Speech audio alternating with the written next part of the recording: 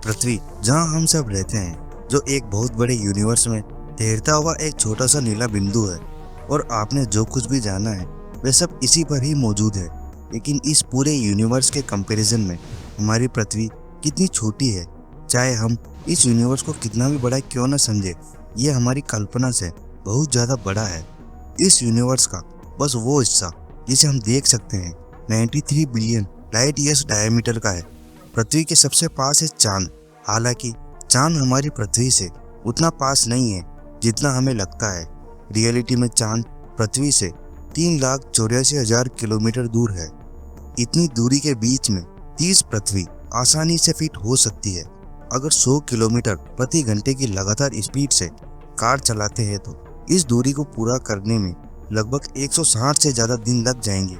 इतनी दूरी होने के बावजूद 12 लोग चांद पर कदम रख चुके हैं। अगर आप चांद पर खड़े होते हैं तो पृथ्वी चांद से कुछ ऐसी दिखाई देती है। अगला सबसे बड़ा ऑब्जेक्ट जो हमें पृथ्वी से साफ साफ दिखाई देता है वो है सूरज। सूरज पृथ्वी से 15 करोड़ किलोमीटर की दूरी पर स्थित है। लाइट 3 लाख किलोमीटर प्रति घंटे की स्पीड से ट्रेवल करती है और सूरज से पृथ्वी तक इसे पहुंचने में 8 मिनट 20 सेकेंड का वक्त लगता है।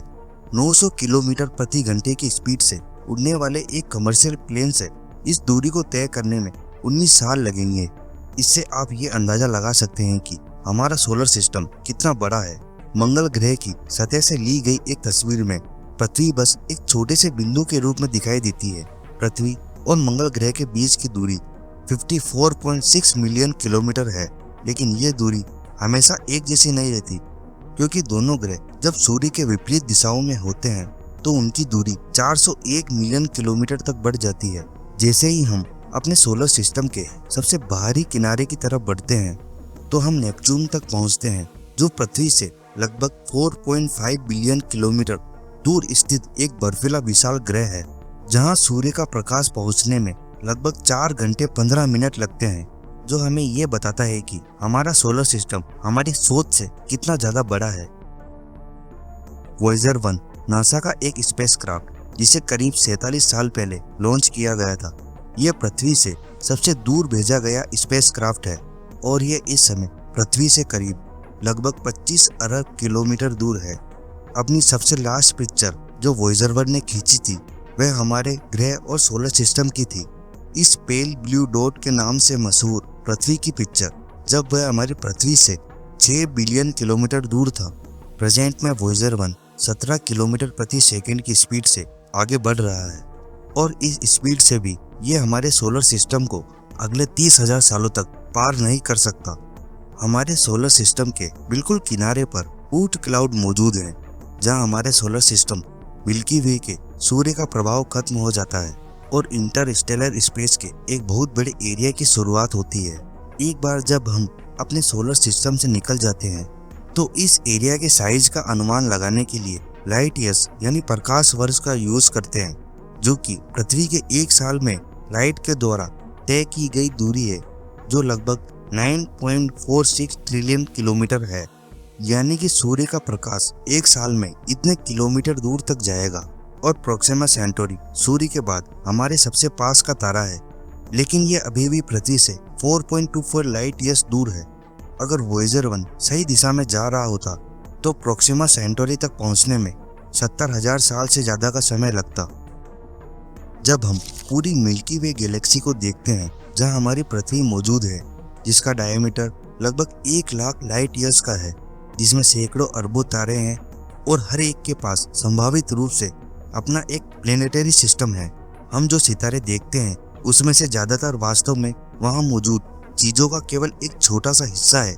और जब हम इससे भी आगे जाते हैं हम गैलेक्सी के एक ग्रुप तक पहुंचते हैं जिसमें लगभग 10 मिलियन लाइट ईयर्स में फैली 54 अलग अलग गैलेक्सी शामिल हैं। और भी दूर जाने पर हम वर्गो सुपर क्लस्टर को देख सकते हैं, जिसमें हमारा लोकल ग्रुप सिर्फ एक छोटा सा हिस्सा है।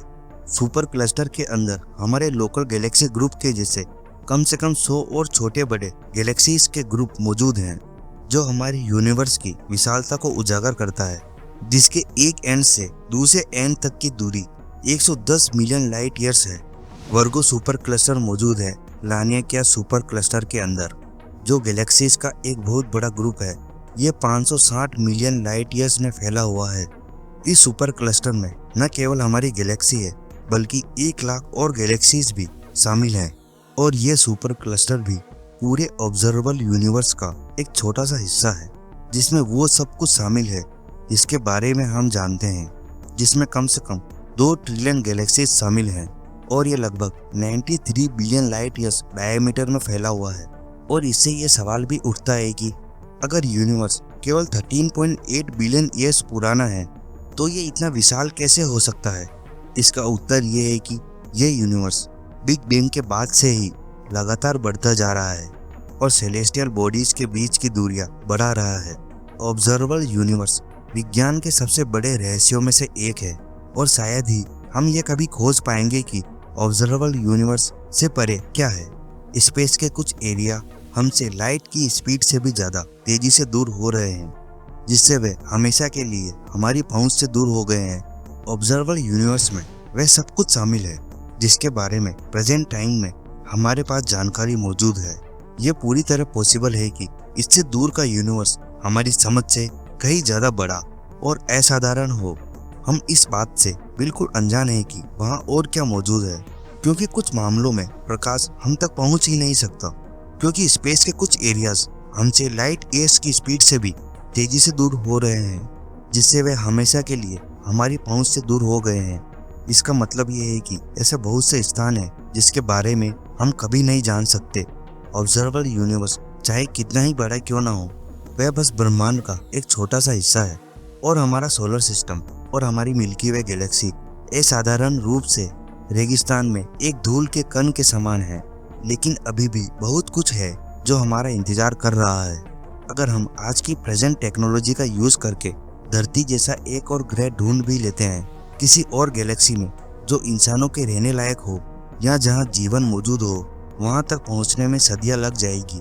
जहां तक आज की टेक्नोलॉजी देखी जाए तो किसी भी इंसान का यह गैलेक्सी छोड़कर जाना इम्पॉसिबल है। हमारी पृथ्वी मिल्की वे गैलेक्सी में है और मिल्की वे गैलेक्सी के जो सबसे करीब की गैलेक्सी है वह है एंड्रोमेडा गैलेक्सी, जो कि लगभग 2.5 मिलियन लाइट ईयर्स दूर है।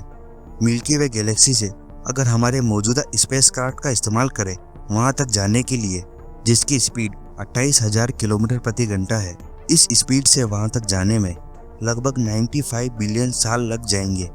और लाइट की स्पीड जो 3 लाख किलोमीटर पर सेकेंड है, तब भी 2.5 मिलियन साल लग जाएंगे। अगर लाइट की स्पीड से तेज ट्रेवल हो पाए तो ये मुमकिन है। थ्योरेटिकली देखा जाए तो और बहुत से सिद्धांत सामने आए हैं, जिसमें से एक है एल्क्यूबियर वार्प ड्राइव। ये एक ऐसा कॉन्सेप्ट है जो स्पेस में किसी भी स्पेसक्राफ्ट को आइंस्टाइन की थ्योरी ऑफ रिलेटिविटी के आधार पर लाइट से भी तेज स्पीड में ट्रेवल करने में सक्षम बनाता है। ये कॉन्सेप्ट फायर्ड इक्वेशन के ऊपर काम करता है, एक ऐसा स्पेसक्राफ्ट जो अपने आगे के स्पेस को सिंक करके और पीछे के स्पेस को एक्सपेंड करके। लेकिन ऐसी टेक्नोलॉजी बनने में काफ़ी वक्त है और आज हम पूरी तरह से अनजान हैं कि हमारा ब्रह्मांड कितना विशाल है। Thanks for watching.